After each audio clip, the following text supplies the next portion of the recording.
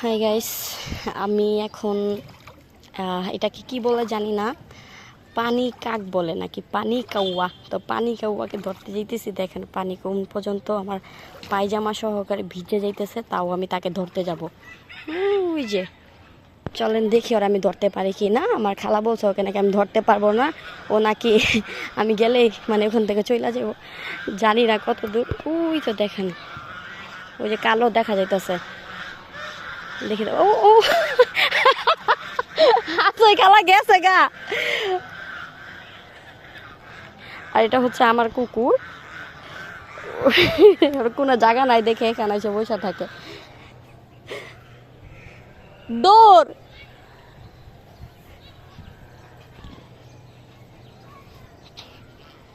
ওই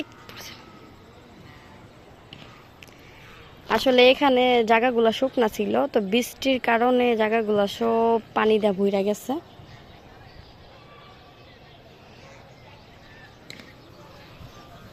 যাই হোক, ওটাকে ধরার জন্য গেছিলাম কিন্তু ধরতে পারি নাই, আফসোস।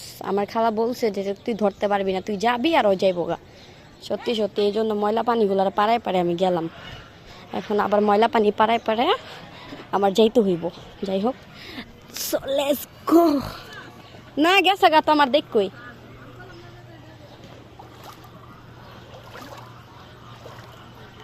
দেখতে তো সুন্দরই লাগে, কি কালা কুচকুচা কালা। আসলে এখানে অনেক কাজ ভাঙ্গা আছে, জানি না আমার পাও কাইটা যায় কিনা। আর তার থেকে বড় কথা হচ্ছে পানিগুলো অনেক ময়লা, অ্যালার্জির জন্য মানে অনেক সমস্যা। জানি না আমার আবার চুলকানি উঠে যায় কিনা অ্যালার্জির। বিসমিল্লাহ।